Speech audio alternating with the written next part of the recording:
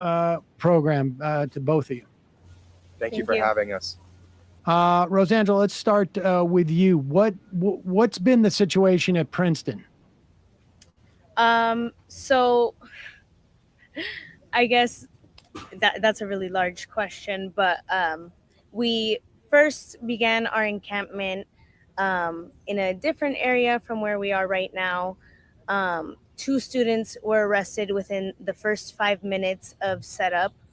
Um, we had a really great turnout, and over a few days, administration just made it clear that they were not going to listen to any of our demands or even sit down with us. Um, so then we, some of our students escalated to a sit-in in Clio Hall. Um, at that point, 13 students were arrested. And again, community just came out, was became stronger and stronger after each um, attempt at repression by the university. And then we moved our camp. We've had quite a bit of problems with the administration, but overall holding strong. Then we began our hunger strike. And what are your demands? Sorry, just to get people so they know exactly what the Princeton encampment, the divestiture demands are for the university. Yeah, so on the level of our hunger strike, we have three demands. The demands for the hunger strike to end. The first is that the university have a meeting with representatives from the Divest campaign to discuss disclosure and divestment. The second and third are that the university drop legal and disciplinary charges against the students that have been arrested so far. The broader Divest campaign has a goal of essentially, delinking from certain institutions, such as study abroad programs in Israel that Princeton is affiliated with. It also wants the university to build affiliations with Palestinian institutions without having those Palestinian institutions be required to affiliate with Israeli institutions. And also, starting to disclose what Princeton is actually invested in, so that there can be an honest conversation around campus about divestment from companies that are invested in the occupation. So there's a financial level, and there's also an academic and cultural dimension to divestment that we're asking for. And Rosangela, has the administration in any way, have they even recognized that you have demands? I mean, my understanding is that the hunger strike is the idea is to at the very least get the administration to sit down and begin negotiations, not necessarily to grant you all these things, but to begin negotiations. Have they even acknowledged that you have demands? So on a public level, the administration has released emails without any mention of our demands or even our side of what's happening, no mention about the hunger strike. And we did recently get a meeting. The president agreed to a meeting, but it was extremely short in comparison to other universities. And in this meeting, some of our representative students kind of explained these demands and attempted negotiations, and there was just a lack of any type of acknowledgement that there's a genocide occurring, about our safety and well-being, and just our demands overall. Yeah, the university has been sort of, there was a meeting with President Eisgruber with some of the organizers of the Divest campaign, but this meeting was not productive or serious or good faith on the part of the university administration.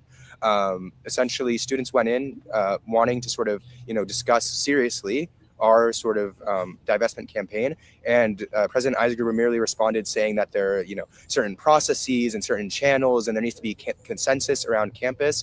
But what's clear actually is that the university is going against precedent historically and in the present, because at other universities there have been meetings that have actually been able to come to tangible agreements to start those processes. That has not happened here at Princeton. The negotiations have not been in good faith, and historically as well, what President Eisgruber is saying runs afoul of previous instances of divestment in Princeton's history. So for example, when it came to fossil fuel divestment or divestment from apartheid in South Africa, there wasn't actually consensus on campus. So this sort of retrospective attempt to make it seem like everyone needs to agree about divestment is just the university failing to take moral leadership and failing to care about its student well-being. Because we're hunger striking just to have a meeting, and they won't even give us a real meeting. Rosangela, they've how many? also been lying about multiple things. No. Go ahead. Before you get to that, Sorry. how many No, it's okay. students It was are? Can you hear us? How many students are on a hunger strike right now? 13. 13. And how many folks have you had at the encampment over the course of the and how long has that the encampment been going on?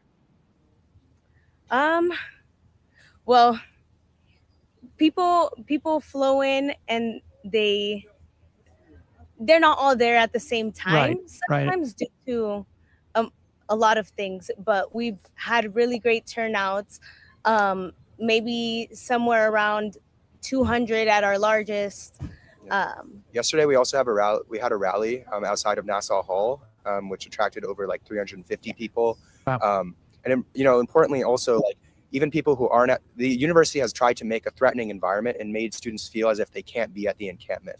But we know that on the broader campus, there's much wider support. For example, when the event at Clio Hall happened and Vice President Calhoun and the university administration tried to sort of slander the students involved in the sit-in by making them seem as if they were dangerous or reckless, there were so many cultural and affinity groups on campus that came out with letters condemning the administration. And if you added up all of those affinity groups, I bet you would have, a majority of the undergraduate population represented.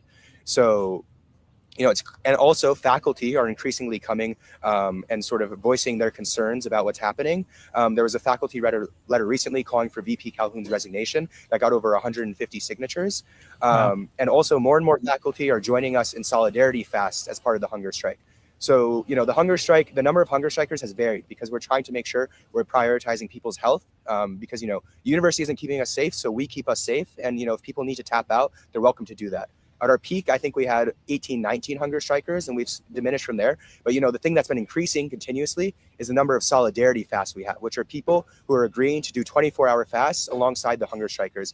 And, recently faculty announced a big initiative that there will be several faculty each day also engaged in solidarity fasts. Can you, David, talk a bit more about the faculty as well, just because it's been inspiring to see around the country at these encampments faculty members linking arms with students and joining in solidarity versus the administration's characterization of a lot of these demonstrations, whether it be Columbia, Princeton, what have you, which makes it seem like there's a lot of hate going on. But to me, it's the educated and the educators coming against this administration in solidarity. Yeah, absolutely. We've been very, fortunate to receive so much faculty support as the student organizers. And, one feature of the encampment has been that there's been consistent faculty presence, hosting lectures, hosting workshops and teach-ins to educate students. So, the space we're building here is not just about divestment. It's also about educating people on issues around Palestine and educating them on how the issue of Palestine connects to other liberation struggles as well. So, faculty have been amazing in sort of supporting those initiatives and giving, educational lectures, giving, sort of introducing students to much broader concerns.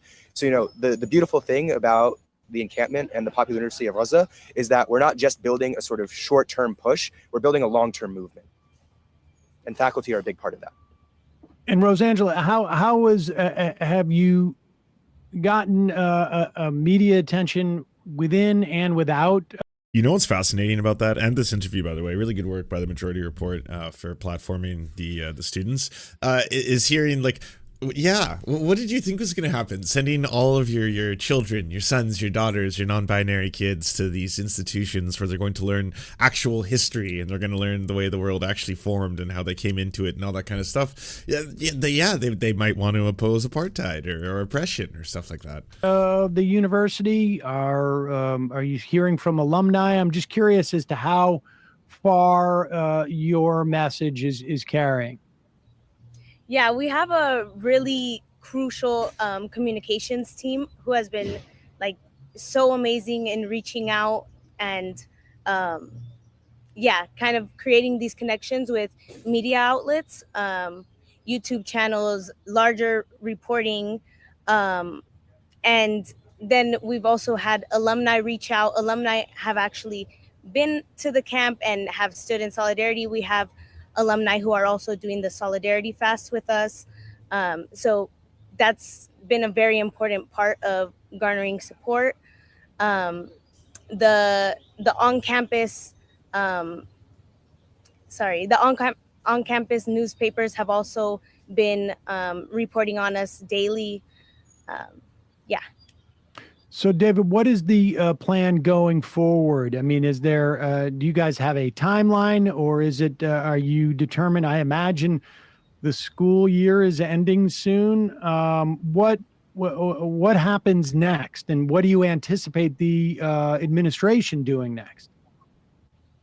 Yeah, I mean, I think it's just the fact that, there was a meeting on Monday, no matter how unproductive, is a sign that there's increasing pressure on the administration to seriously respond to student demands. And so we're very hopeful that as the sort of hunger strike continues and as our encampment continues, that we'll be able to put increasing pressure.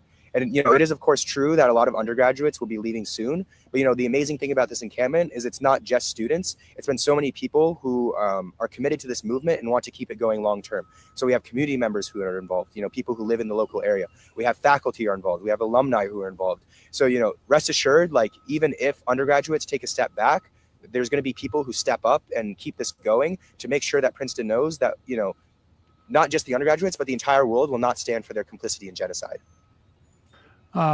What can, and either one of you can answer this question, but what can our viewers, our listeners do to support what you guys are doing?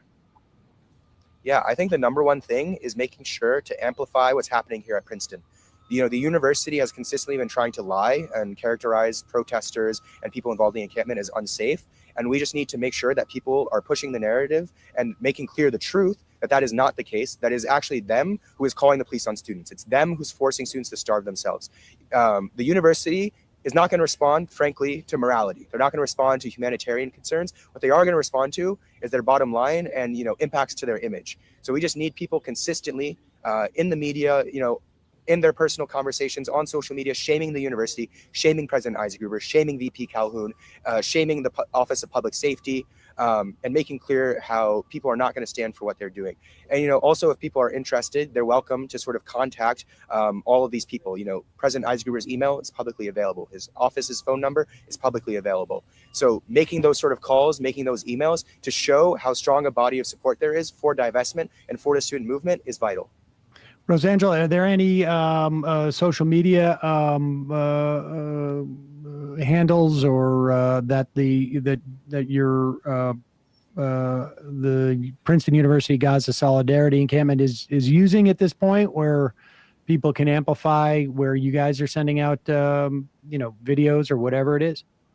Yes, we have a Princeton Divest Now Twitter and Instagram account. I can pull that up really quick unless you have it at the top of your head. I think it's called Princeton Israeli Divest, something along those lines, but the tag is like at Princeton Divest Now. We have that actually right there under our Chiron, so people can check that out on Instagram, but also on Twitter as well. We will put links to both of those. Emma, do you have anything else, or? No, I mean, just keep it up. It's awesome to see. Thank you guys for your amazing putting your bodies on the line to stop a genocide. It's inspiring to see. Great work, guys. Stay in touch, and we will put links to all of those social media channels you have.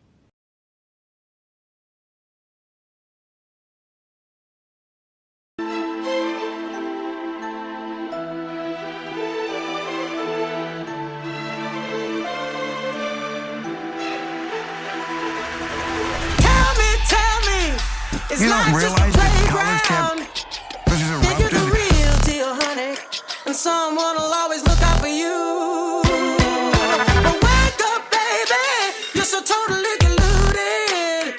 You'll end up old and lonely. About the way that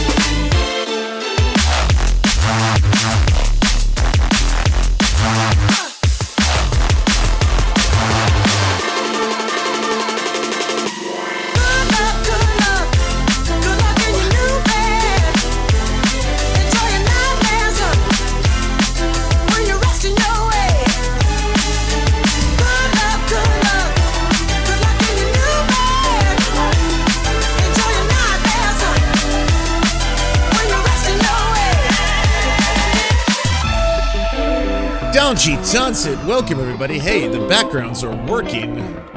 I got backgrounds working, and then I was like, I gotta play that song again. It's a really good new remix. So glad that I'm If you were listening to a lot of old school music back in the day, you might remember Basement Jacks, and that's the original song, Good Luck, but this is a new one, Circadian, I believe that's how it's pronounced, Circadian Remix, into drum and bass. It's quite good.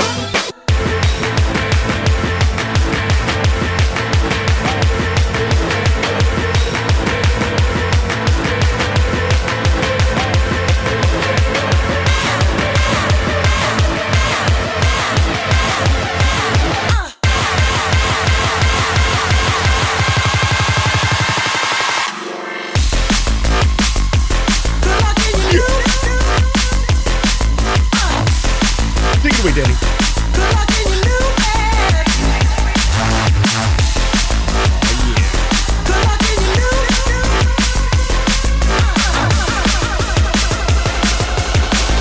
Hell yeah.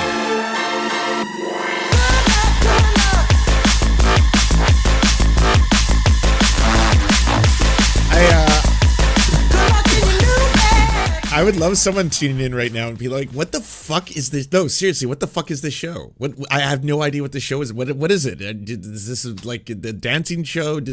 Wait, is that Jordan Peterson? Is this like an incel? Are you a red pill dude? Yes. Welcome to the Red Pill Hour. It's time to manosphere out. Men, are you ready to become manly men of manliness? That's what this is all about. We're about to level up and manicize as we romanticize about being men.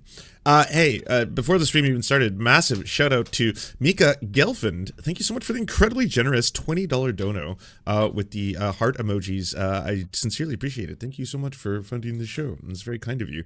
Tweakle. Thanks for subscribing with Prime. Wizwith, thank you also for subscribing with Prime. Welcome to the show. Wow, today, I know I always say this, that we got a big shoe and that it's exciting, but we have a massive show today, actually. Carolyn Kwan is going to be coming on at the very start of the stream. I'm very excited to speak to her. You may know her as a obviously huge, massive streamer on the Twitch platform, but she's also an actor, and she's also been fighting, should say was fighting very hard during the entire actor protests, the writers' protests, unionization efforts that were going on. She's a lefty, which is awesome. She's also part of the power couple duo with Will Neff, a friend of the show, who I've also had the pleasure of working with well before he was massively famous. I will say a really nice story about Will Neff, though.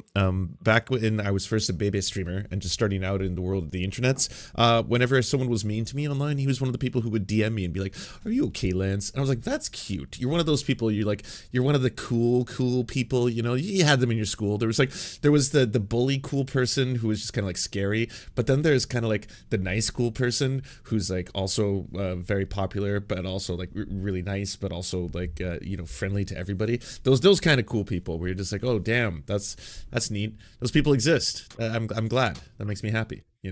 Also, news. Can you just talk about news?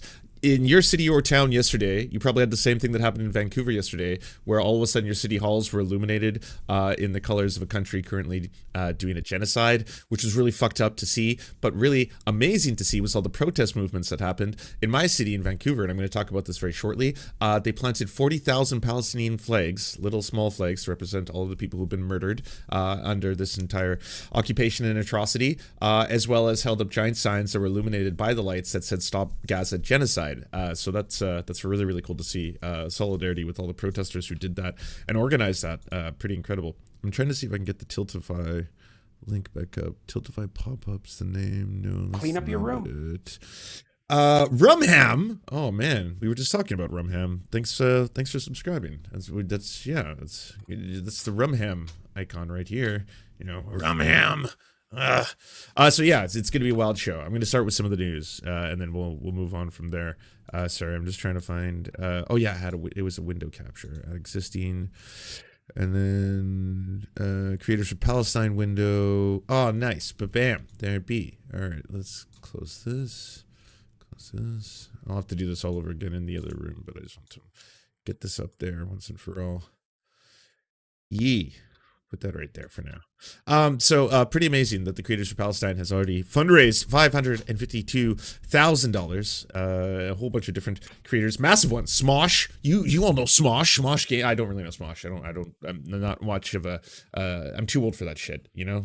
But for those who love Smosh, Smosh apparently is now part of the Creators for Palestine, along with Hassan Piker. I'm sure you all know Hassan Abi. He's also there, and numerous other massive creators, small creators too. Hopefully some big things are going to get organized pretty soon in order to push this all the way over the edge, but it's well on its way to making over $1 million, and it will. So if you want to support that, the links are in both chats, in the YouTube chat and in the Twitch chat, to support Creators for Palestine. And fucking awesome. Already $500,000 for the Palestinian Children's Relief Fund, which is a very good organization doing very important work around the world.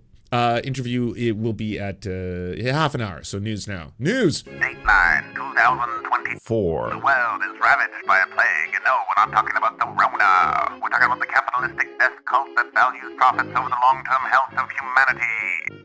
What can be done to stop them and save the future of civilization? Find out only on Hard News.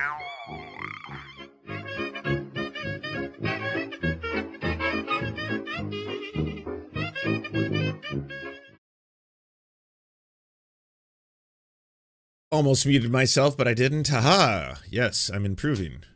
Before your very eyes. All right. Shame. That's all I can really say about the story. So I'm sure you all have similar stories in your city and or towns from your mayors, respectively. It doesn't matter where you are. Most likely, you probably have a statement similar to the one that happened in my city, Vancouver. But here's a piece of shit Mayor Ken Sim. By the way, I have a funny Ken Sim story right after this. Today, Vancouver City Hall and Burrard Bridge will be illuminated for Israel's 76th Independence Day. We recognize and uphold fundamental freedoms of speech and the ability to peacefully protest, whether at City Hall or across Vancouver. That being said, it's equally important to emphasize that our city maintains a zero-tolerance stance towards hateful speech and violent demonstrations. So this happened, and I can show you a photo of it. Here's the illumination. But you may notice something else illuminated if you scroll and look way down here. Yes, avert your gaze to Stop Gaza Genocide, and a protest that was taking place all day in front of City Hall, which included this very powerful image of 40,000 Palestinian flags planted all outside of the circumference of Vancouver City Hall.